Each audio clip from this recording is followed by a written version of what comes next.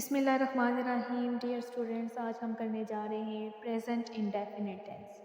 ये एक ऐसा टेंस है जो हमारी इंग्लिश में ज़्यादातर इस्तेमाल होता है और यही वो टेंस है जिसमें बहुत सारे स्टूडेंट्स बहुत सारी मिस्टेक्स करते हैं। तो आज हम देखेंगे कि कौन सी मिस्टेक्स स्टूडेंट्स करते हैं और कौन सी मिस्टेक्स उनको नहीं करनी चाहिए, तो उनकी इंग्लिश अच्छी हो सकती है। क्योंकि हमारी डेली रूटीन में जो टेंस बहुत ज़्यादा इस्तेमाल होता है वो प्रेजेंट इंडेफिनिट टेंस ही है और मिस्टेक्स भी ऑब्वियसली इसी में की जाती हैं।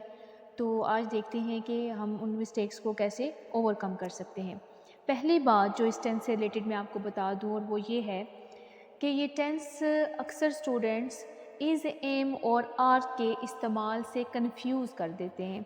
बहुत सारे स्टूडेंट्स क्या करते हैं कि जब प्रेजेंट देखते हैं तो उनको लगता है कि इसमें इज़, एम, आर इस्तेमाल होगा और वो फिर उसके बाद वर्ब की फ़र्स्ट फॉर्म लगा देते हैं, जो कि सरासर गलत है।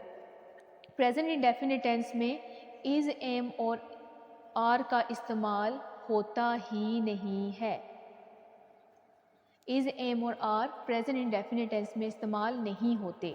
ठीक है, फिर क्या चीज़ इस्तेमाल होती है? इस टेंस के अंदर हमारे पास दो कैटेगरीज होती हैं वर्ब्स की। एक है first form of the verb और दूसरी है fifth form of the verb. First form and fifth form, वो दो कैटेगरीज हैं इस टेंस के अंदर जो कि इस्तेमाल होती हैं। इज़, एम और आर हरगिज़ भी इस्तेमाल नहीं होते। बहुत सारे टीचर्स और बहुत सारे स्टूडेंट्स भी जब भी टेंस करते हैं तो वो क्या करते हैं कि उर्दू की डेफिनेशंस के थ्रू टेंसेस को सॉल्व करने की कोशिश करते हैं और यहाँ पे ही हम मिस्टेक कर जाते हैं। हम उर्दू के थ्रू इंग्लिश सीखना चाहते हैं जो कि मुमकिन ही नहीं है। वो क्यों नहीं है? देखें, इंग्लिश का जो हमारा सेंटेंस का स्ट्रक्चर है वो ये है, subject plus verb plus object. और उर्दू का जो स्ट्रक्चर है उसमें क्या होता है कि वो जो हमारा वर्ब है वो सेंटेंस के एंड में आ जाता है। तो इससे क्या होता है कि जब स्ट्रक्चर ही किसी लैंग्वेज का सेम नहीं है तो हम उर्दू के थ्रू इंग्लिश कैसे सीख सकते हैं? तो मेरी ये कोशिश होती है कि मैं स्टूडेंट्स को बताऊं कि हम उर्दू की जानिब नहीं जा रहे। अब मेरा उर्दू बोलना ही जो है ना वो मजबूरी है, क्योंकि बहुत सारे स्टूडेंट्स ऐसे हैं जो वो इंग्लिश समझ नहीं पाते और जब वो इंग्लिश समझ नहीं पाएंगे, मैं वीडियो इंग्लिश में बनाऊंगी तो उनको उतनी अंडरस्टैंडिंग शायद ना हो सके।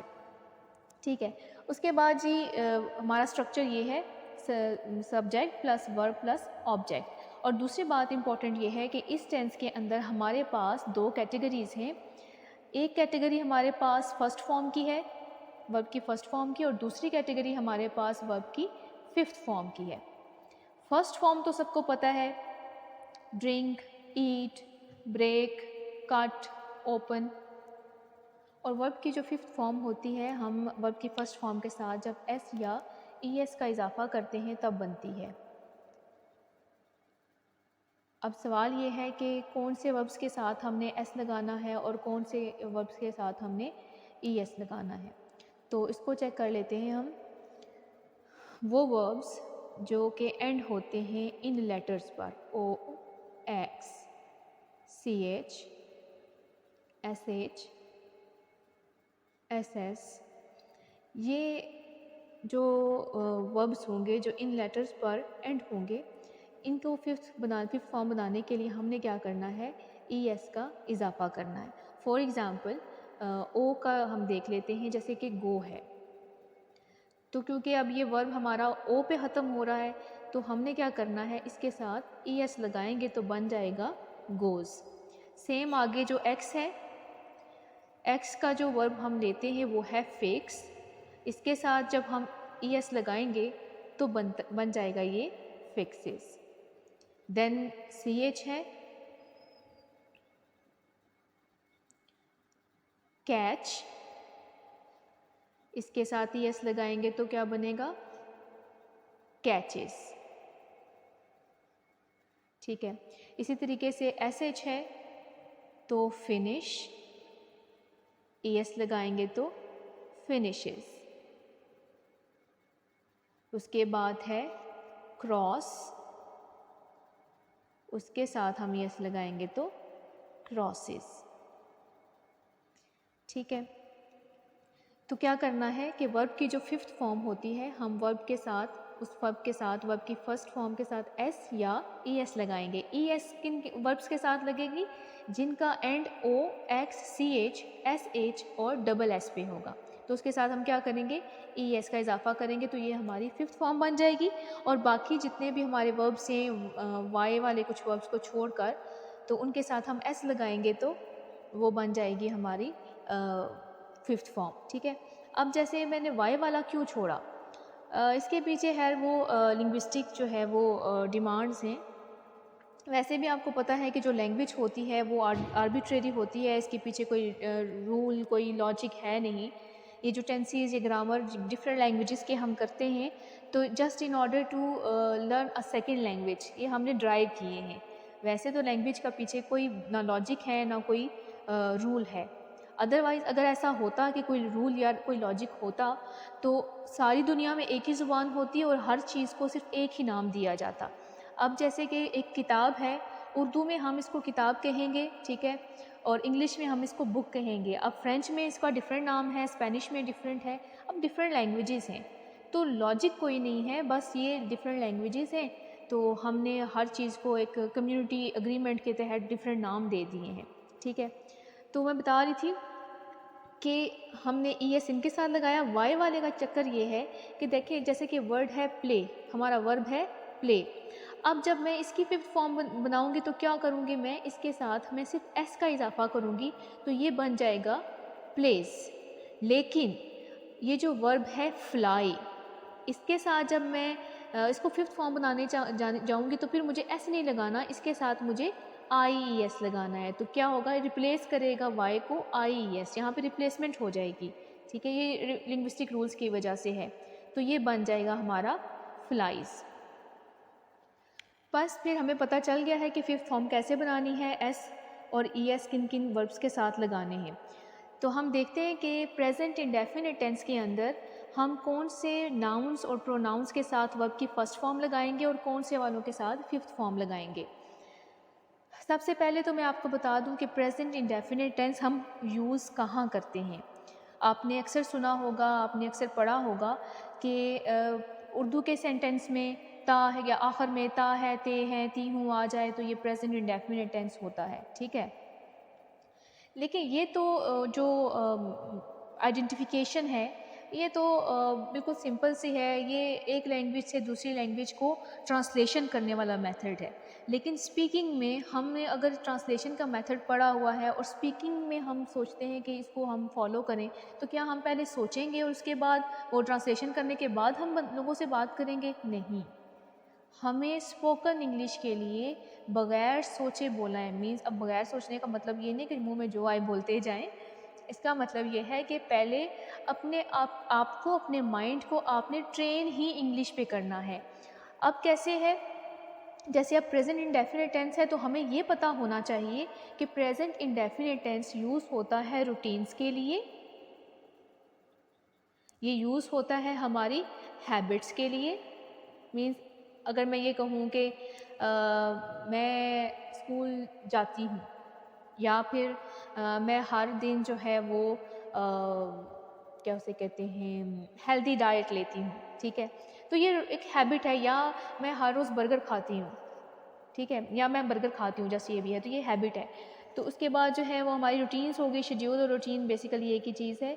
ठीक है, ऐसा काम जो आप तवातुर से करते हैं, an action that you do regularly, if it's not regularly maybe it's daily, and if it is not daily maybe it is regularly। अब एक और डिफरेंस ये है रेगुलरली का और डेली का।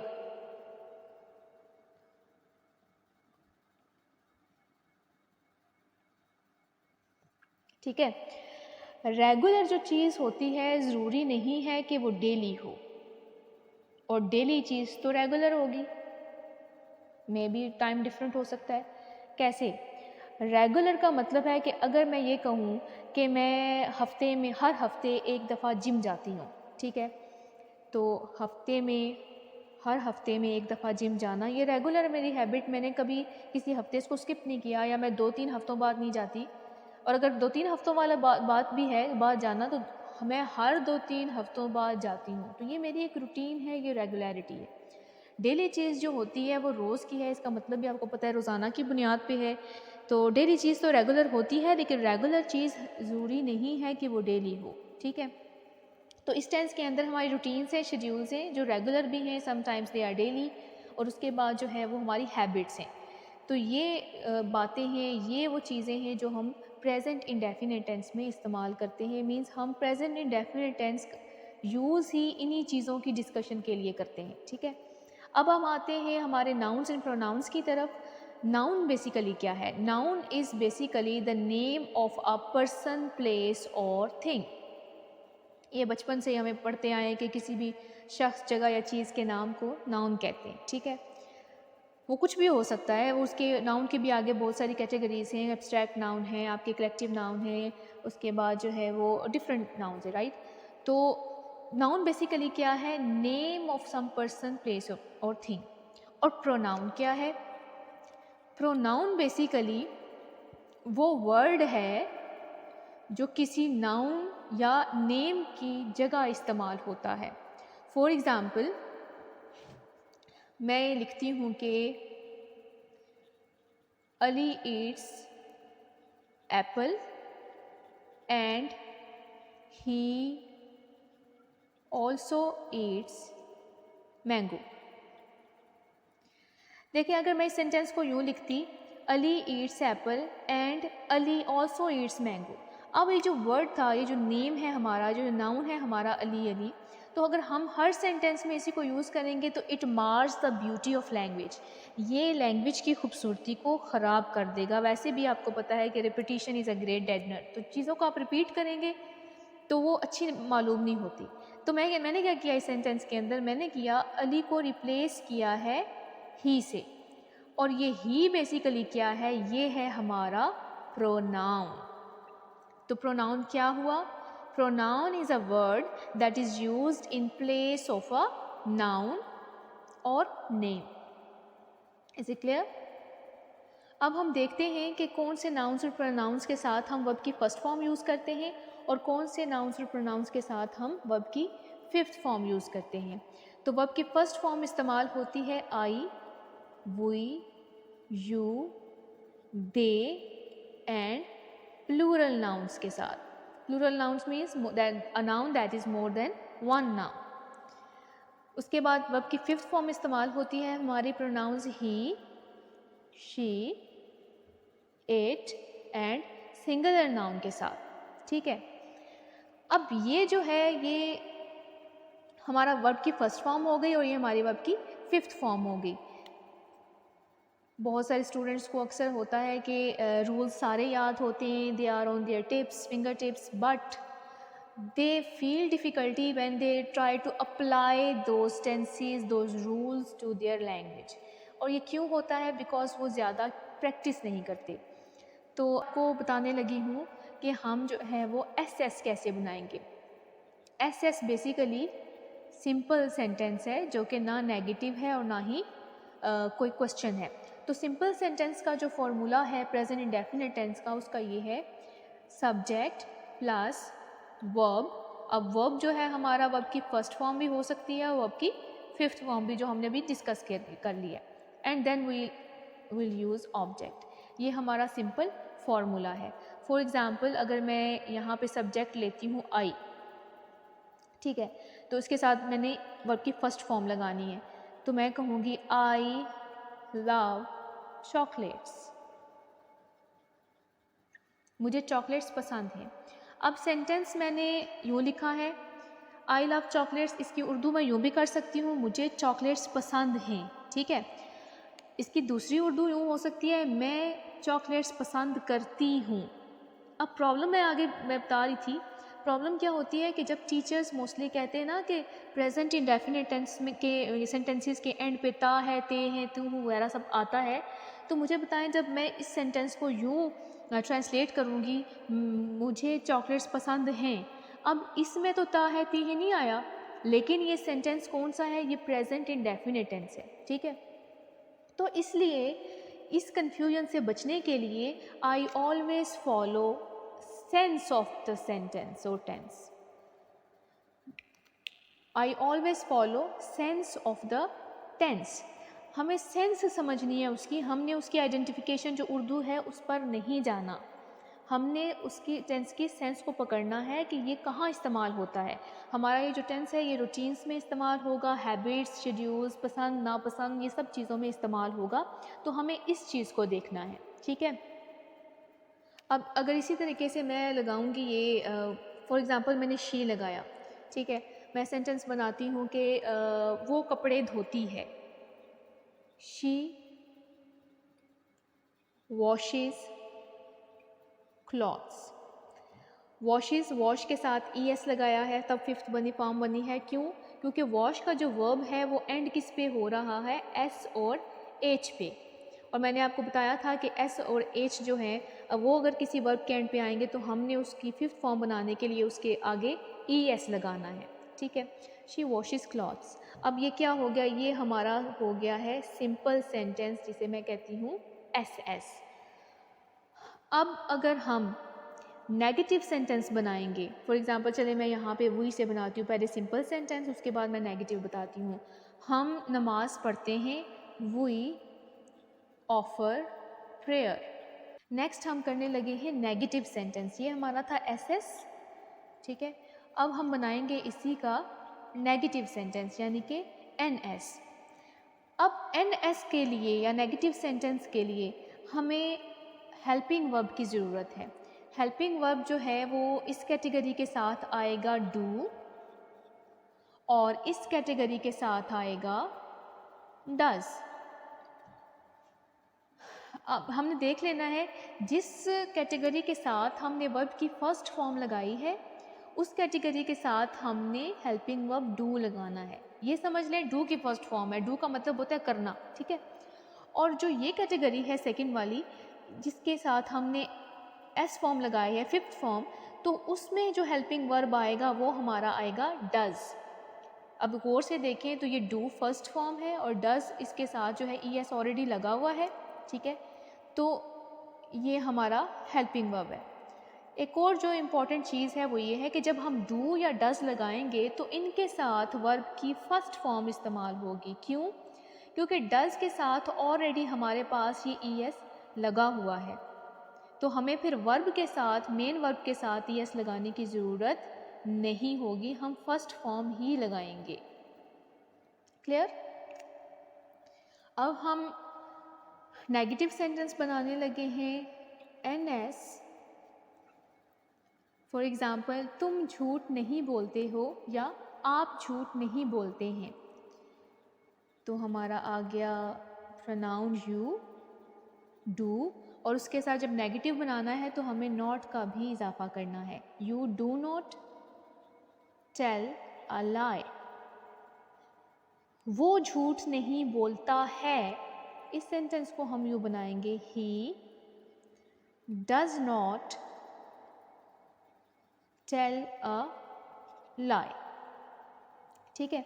अब हमने क्या किया, टेल की यहाँ पे फर्स्ट फॉर्म लगाई, यहाँ पे भी ऑलरेडी फर्स्ट फॉर्म हमने क्योंकि वैसे यूज़ की हुई थी तो डू लग गया, फिर भी हम फर्स्ट फॉर्म ही लगाएंगे। तो यूँ यहाँ क्योंकि फिफ्थ फॉर्म लगाते थे तो अब हमने डज लगा दिया है, तो वो हमने फर्स्ट फॉर्म लगानी है। एक और रूल या एक और ट्रिक कह सकते हैं, वो ये है कि डज कहाँ कहाँ नहीं लगता। देखें, डज की आवाज़ तो वैसे भी वो गोलियों वाली डज डज की आती है, ठीक है।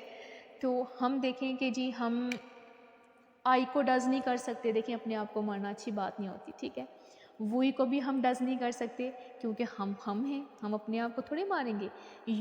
यू को भी डज नहीं करते, भाई आप अपने हैं। दे को भी डज नहीं करते, क्यों? क्योंकि वो ज़्यादा हैं, ठीक है। ही अकेला है, शी अकेली है, इट तो वैसे ही बेजान है, ठीक है। इनको हम वैसे डज डज कर सकते हैं, वैसे डज डज करना अच्छी बात नहीं होती। मैं वैसे आपको ट्रिक बता रही हूँ कि डज जो है वो इन लोगों के साथ आएगा, मीन्स इन प्रोनाउंस के साथ आएगा, और डू इन लोगों के साथ आएगा। हम इनको डज डज नहीं करेंगे। आई होप आज का लेसन आपको इतना समझ आ गया होगा। अगर किसी किस्म के यहाँ तक कोई कन्फ्यूजन है तो आप मुझसे मैसेज के थ्रू, कमेंट्स के थ्रू पूछ सकते हैं।